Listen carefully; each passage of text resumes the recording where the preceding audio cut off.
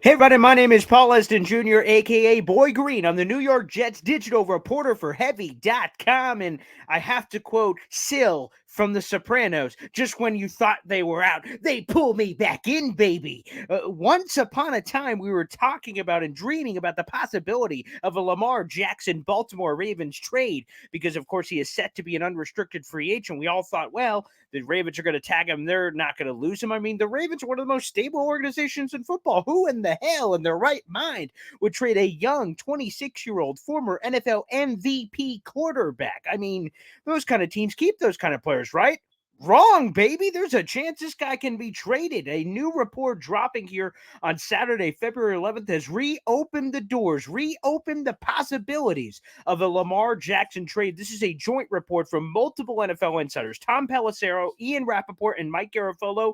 And here is the news. The Baltimore Ravens are expected to place the franchise tag on quarterback Lamar Jackson if the sides cannot reach a long-term deal in the coming weeks. So, again, Lamar Jackson was set to be a free agent, but of course they're going to place the tag on him so he doesn't reach unrestricted free agency. So at the minimum, they control his future. However, according to these NFL insiders, quote, there's a possibility other teams could tempt Baltimore to trade the former NFL MVP for a windfall of draft picks per sources. Again, he played out his rookie deal. He is unsigned for the 2023 season. And of course, infamously, maybe it will one day be, Ravens head coach John Harbaugh said there was a, quote, 200% chance that Jackson stays in Baltimore. And general manager Eric DeCosta said they were excited to restart those negotiations. And I have to tell you this, there is a 200% chance. A 200% chance that was absolute bullshit, baby. That's what it is. A 200% chance of absolute nothingness.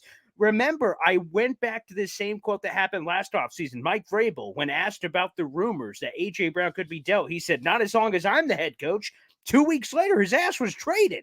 So don't listen to a gosh darn thing that's said at those podiums. You can take that with a grain of salt. There is always a chance that Lamar Jackson can be traded, and we should have known that and should have stayed on top of it the way we should, because until the ink is dry on his long-term juicy deal, which even then, as we saw with Odell Beckham Jr., that doesn't even guarantee that your ass won't be moved. But until at least that point happens, anything is quite possible in terms of these trade discussions and possibilities. Now, if you guys would like, down below in the comment section, of course, as your New York Jets digital reporter for HeavyGoshdarn.com, baby, we write articles every day, and there is a juicy trade proposal that is bountiful. It's down in the description down below what a trade could look like between the New York Jets and the Baltimore Ravens for Lamar Jackson services. And of course, I think we need to dispel a few myths when talking about Lamar Jackson because, again, we need to talk about this guy. He's 26 years old, just turned 26 in the beginning of January. And again, he's a former friggin' NFL MVP. What more is there to say? A lot of the names we've discussed as possibilities for the Jets at the quarterback position this offseason have included guys like Aaron Rodgers, who's 39. He's 13 years older than Aaron Rodgers. I mean, for Pete's sake, Lamar Jackson is only 26. Aaron Rodgers, 39. Lamar Jackson, 26. He's young. He's dynamic. And he's an exciting player. Former first team All Pro, two-time Pro Bowler, led the league in passing touchdowns in 2019. So for all the people that are out there that say, well, Lamar Jackson is a glorified running back, look at the stats, people. Watch the tape. They tell a much different story, certainly, to the puzzle when you look at the stats. So when we bring up some of his passing numbers, which, by the way, are incredible in their own right, in 5 seasons, again, he's played out his rookie contract so far. He's over 12,209 passing yards,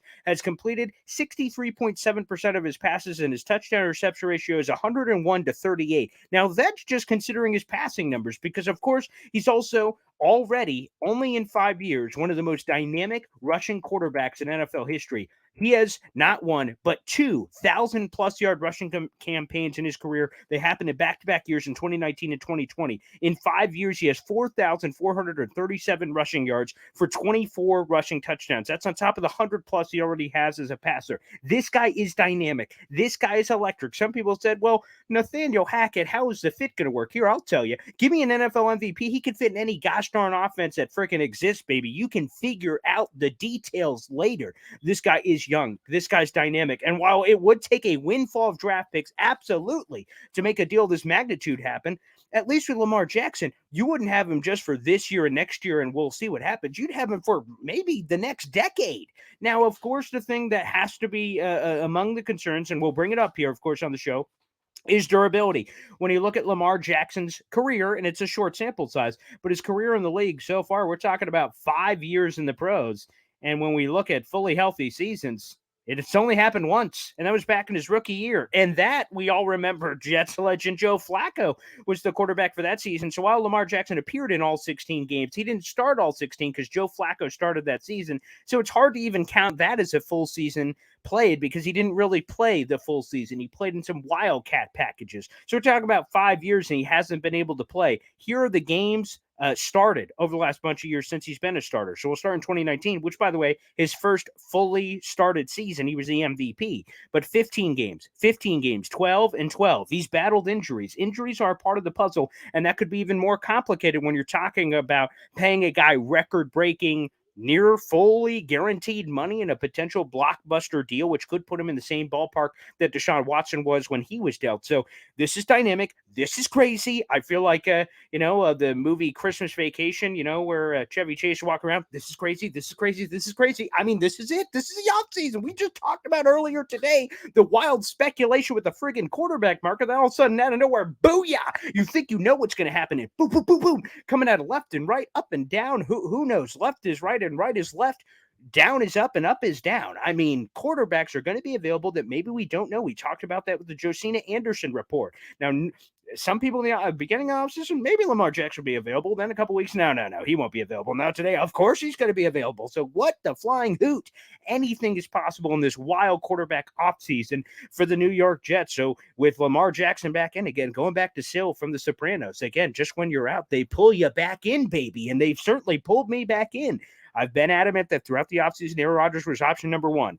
But, of course, Lamar Jackson was number 2 and Derek Carr number 3. But I got to tell you, man, to have Lamar Jackson in the mix, this young, this dynamic, I mean, if the Ravens are willing to do it, I'm willing to tango. And guess what? There is a lot of aggression from the Jets side, and they've got some draft picks and some money to move. And boy, that could put them in the driver's seat in the AFC for quite some time, especially with a roster like this. The Ravens were complaining about, well, we don't know if we could give Lamar a big contract or give his receiver, give him a big name receiver because, again, his contract could be prohibitive. You want to know how to help that? How about Garrett Wilson? Nice to meet you. Look at that offense. Breece Hall, best running back he would ever play with. Garrett Wilson, best wide receiver he would have ever played with. Like, let's bring friggin' Lamar Jackson in here and booyah, baby. Let's see what happens. Let's put those number 8 jerseys all over the place. Sorry, Elijah Moore. You just got to go with the jersey number, but you could stay and catch some passes from Lamar Jackson. That wouldn't be too bad. So, people, it's wild. It's crazy. Again, you can feel free to read that trade proposal down below and get in the spirit, see what it would cost to acquire a player of that magnitude, and let us know in the comment section. What say you? Are you in? It would be dangerous. It would be risky, but you know what? Lamar friggin' Jackson, I'm willing to risk it to get the biscuit. Are each and every one of you out there? A question all of you have to ask yourselves. I'm willing to do it. I'm willing to risk it. I'm willing to make the deal, and if he gets hurt and injured, well, that's part of the risk, baby. Give me a quarterback of this magnitude, and we'll figure out the rest, baby. So, unbelievable. Make sure you like the video. Hit subscribe down below for more sexy and juicy rumors and everything else on all things New York Jets right here with your boy Green, all day, every day, baby. And enjoy the rest of your Super Bowl weekend. We may be back with more juicy quarterback news. You never know. But make sure, like I said, you like the video, hit subscribe, and let us know down below what you think. Unbelievable. Lamar Jackson? Woo-hoo-hoo!